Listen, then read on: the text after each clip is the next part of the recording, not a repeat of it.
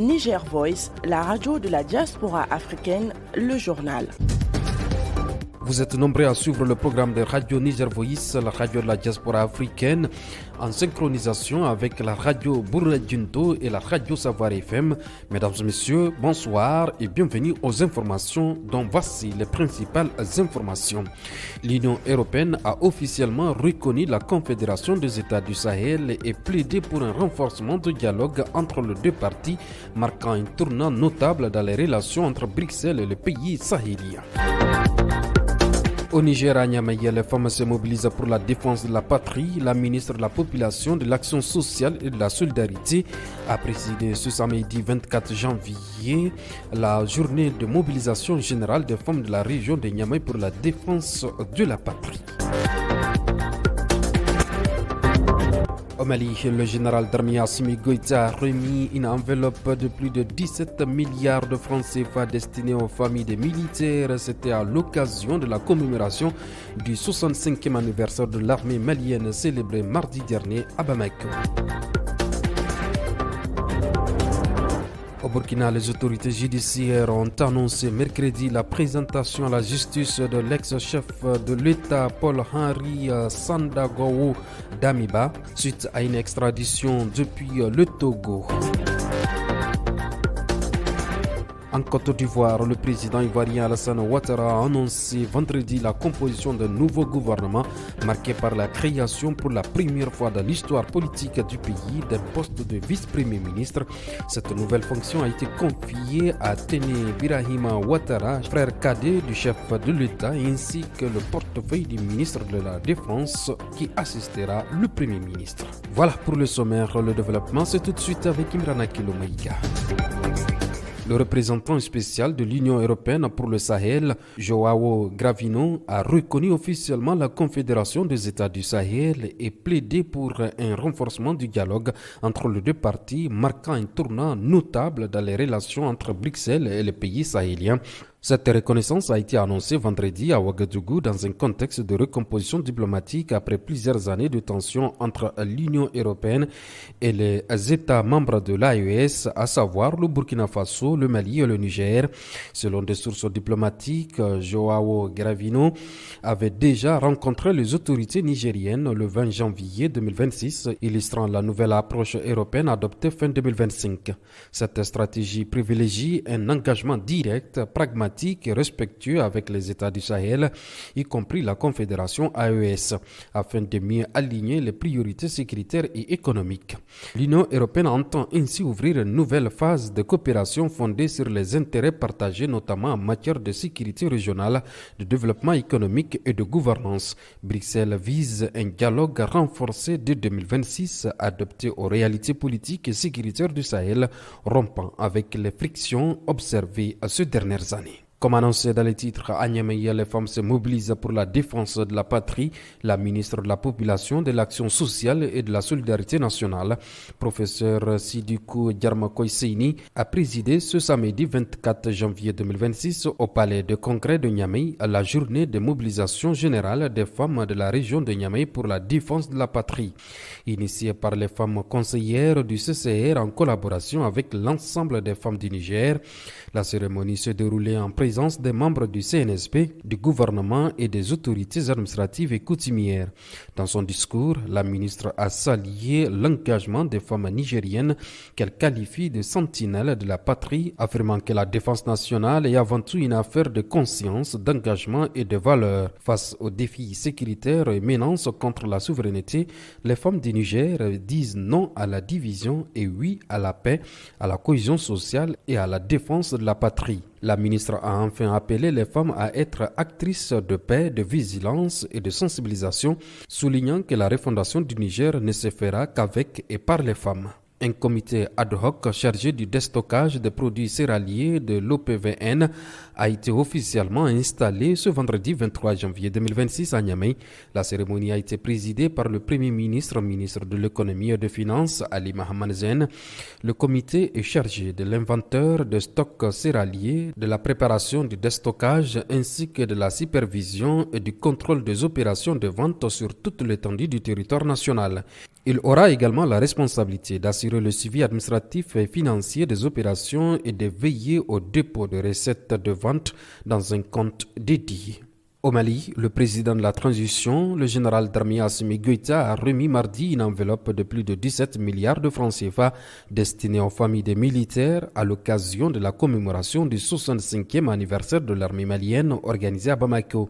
La cérémonie s'est tenue à la place d'armes du 34e bataillon du génie militaire, en présence notamment du Premier ministre, du président du Conseil national de transition, du ministre de la Défense et des anciens combattants, du chef d'état-major général des armées, ainsi que des membres du gouvernement, des diplomates accrédités et des partenaires du Mali. Selon les autorités, le chèque géant d'un montant total de 17 milliards 213 millions 725 920 francs CFA a été remis par le chef de l'État au ministre de la Défense avant d'être transmis au service social des armées pour distribution aux ayants droit. Des chèques individuels ont été remis à plusieurs bénéficiaires au cours de la cérémonie. Toujours au Mali, le gouvernement malien a annoncé une nette amélioration de l'approvisionnement en hydrocarbures avec plus de 54 millions de litres de carburant importés en l'espace de 10 jours dans un contexte de forte demande et de contraintes logistiques persistantes. L'information a été communiquée jeudi à Bamako à l'issue de la 12e réunion du cadre de concertation entre l'État et les acteurs du secteur pétrolier, tenue sous la présidence du ministre de l'Industrie et du Commerce, Moussa Alassane Diallo.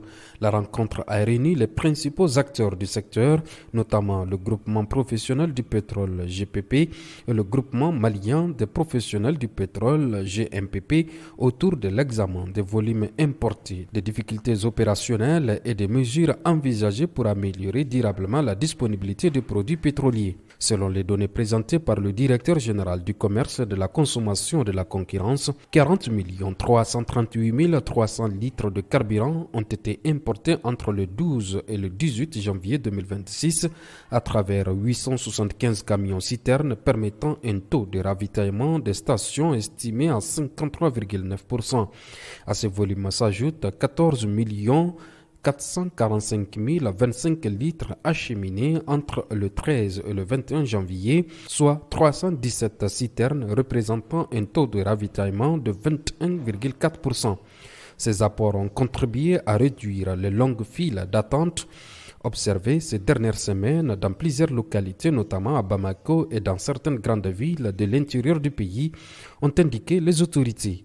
Malgré cette évolution jugée encourageante, les participants ont reconnu la persistance des difficultés liées au rationnement, à la gestion de flux et à l'absence de réserves stratégiques suffisantes. Ils ont plaidé pour un maintien d'un rationnement encadré combiné à la constitution d'un stock de sécurité afin de prévenir d'éventuelles ruptures. Le Haut-Commissariat des Nations Unies pour les réfugiés HCR a procédé ce vendredi à la signature officielle des accords de partenariat 2026 avec 4 organisations nationales du Mali, ASEF, AMSS, AMSOD et Stop Sahel, ainsi qu'avec une organisation internationale, SIOD. La cérémonie s'est tenue sous le signe de l'engagement collectif en faveur des personnes en situation de déplacement forcé au Mali, dans un contexte humanitaire marqué par des crises prolongées et des défis sécuritaires, économiques et climatiques croissants. Ces accords qui orienteront les interventions des partenaires tout au long de l'année 2026 ciblent les populations relevant du mandat du HCR, notamment les réfugiés, les demandeurs d'asile,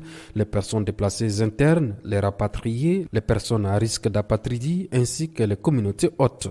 Au Burkina Faso, les autorités judiciaires burkinabées ont annoncé mercredi la présentation à la justice de l'ex-chef de l'État Paul-Henri Sandaogo Damiba suite à une extradition depuis le Togo. Selon un communiqué du ministère de la Justice, Damiba est poursuivi pour des faits graves comprenant la préparation d'atteinte à la sûreté de l'État, le détournement des deniers publics, l'incitation à la commission d'infractions et le blanchiment de capitaux. Le 5 janvier 2026, une dénonciation au parquet de Ouagadougou 1 avait mis en cause plusieurs personnes civiles et militaires, dont Damiba. Le procureur a requis l'ouverture d'une information judiciaire, la délivrance d'un mandat d'arrêt international et la coopération avec le Togo pour obtenir son extradition. Je l'annonçais dans les titres. En Côte d'Ivoire, le président ivoirien Alassane Ouattara a annoncé vendredi la composition d'un nouveau gouvernement marqué par la création pour la première fois de l'histoire politique du pays d'un poste de vice-premier ministre. Cette nouvelle fonction a été confiée à Téné Birahima Ouattara, frère cadet du chef de l'État, ainsi que le portefeuille du ministère de la Défense qui assistera le Premier ministre Robert Begré Mambé, reconduit à la tête du gouvernement quelques mois après l'élection présidentielle d'octobre 2025. La nouvelle équipe gouvernementale compte 34 ministres, dont 4 ministres délégués, soit un effectif légèrement réduit par rapport au précédent exécutif qui comptait 36. Le remaniement est également marqué par un changement à la tête de la diplomatie ivoirienne. Niale Kaba, jusqu'ici ministre de l'économie, du plan et du développement, a été nommé ministre des Affaires étrangères et de la coopération internationale. Autre actualité hors de nos frontières, la Guinée a franchi un jalon décisif dans son processus de transition politique, a annoncé le président de la Commission de l'Union africaine UEA, Mahmoud Ali Youssouf, lors de la 1325e réunion du Conseil de paix et de sécurité CPS de l'organisation tenue ce vendredi. S'exprimant devant les membres du CPS, Youssouf a indiqué que l'adoption d'une nouvelle constitution et l'organisation d'élections présidentielles ont permis au pays de renouer avec l'ordre constitutionnel. Sur la base de cette évolution et conformément à l'évaluation de la Commission, il a exhorté le Conseil de paix et de sécurité à lever la suspension de la Guinée de l'Union africaine. Le président du CPS, Mahmoud Ali Youssouf, a souligné que cette avancée devait s'accompagner d'efforts soutenus visant à consolider la gouvernance économique, à promouvoir l'état de droit et à renforcer la cohésion sociale. Le président de la Commission a par ailleurs réaffirmé l'engagement de l'Union africaine à continuer d'accompagner la Guinée dans ses efforts pour consolider la paix, la stabilité et le développement durable. Autre actualité internationale, plus d'1 million d'Ukrainiens sont privés d'électricité, d'eau et de chauffage en pleine vague de froid à la suite des frappes russes répétées visant les infrastructures énergétiques du pays, a annoncé vendredi la Commission européenne dans un communiqué. Afin de répondre à l'urgence humanitaire, l'Union européenne déploie 447 groupes d'électrogènes de secours pour une valeur totale de 3,7 millions d'euros issus des réserves stratégiques européennes. Ces équipements doivent permettre de rétablir l'alimentation électrique des hôpitaux, des centres d'hébergement et des services essentiels. Les générateurs mobilisés à partir de stocks stratégiques du mécanisme RSQE hébergés en Pologne seront distribués par le ministère ukrainien du développement des communautés et des territoires en coopération avec la Croix-Rouge ukrainienne dans les zones les plus durement touchées. La Commission européenne précise que cette opération s'inscrit dans le cadre de son soutien continu à la résilience énergétique de l'Ukraine depuis le début de l'invasion russe à grande échelle. Près de 10 000 générateurs ont été envoyés vers le pays via le mécanisme de protection civile de l'Union européenne. Au Nigeria, le gouvernement nigérian, en collaboration avec ses partenaires humanitaires, a lancé un appel urgent à la mobilisation de 516 millions de dollars afin de répondre aux besoins les plus critiques de 2,5 millions de personnes dans les États de Borno, Adamawa et Yobe au nord-est du Nigeria en 2026. Selon les autorités, 8 personnes sur 10 nécessitant une aide humanitaire immédiate dans cette région sont des femmes et des enfants. Cet appel s'inscrit dans le cadre du plan de réponse humanitaire du Nigeria pour 2026, alors que les besoins continuent de s'aggraver dans les États d'Ibaï, affectés par 16 années de conflits armés, de déplacements massifs des populations, un accès limité aux services de base, des chocs climatiques, des difficultés économiques et une réduction des moyens de subsistance. Parlons sport. Après le sacre historique du Sénégal à la Coupe d'Afrique des Nations obtenu face au Maroc sur le score d'1-0, le président de la République du Sénégal, Bassirou Diomaye Faye, a salué la performance des Lions de la Teranga et a annoncé une série de récompenses exceptionnelles en guise de reconnaissance nationale. Je voudrais profiter de cette occasion pour informer le peuple sénégalais qu'en leur nom et à mon nom, j'ai offert à chaque lion ici présent 75 millions et 1500 mètres carrés sur la petite côte. Aux membres de la fédération, 1000 mètres carrés et 50 millions. Aux autres membres de la délégation, 500 mètres carrés et 20 millions, toujours sur la petite côte. Au ministère des Sports, 305 millions pour des primes pour l'ensemble des agents du ministère et des terrains aux membres de la délégation ministérielle qui a accompagné l'équipe au Maroc. Voilà, c'est tout pour cette édition qui vous a été présentée par Imrana Kilomeiga sur Niger Voice, la radio de la diaspora africaine, en collaboration avec la radio Bouradiendo et radio Savoir FM à Niamey. Merci pour votre fidélité. On se donne rendez-vous la semaine prochaine, même heure, même fréquence.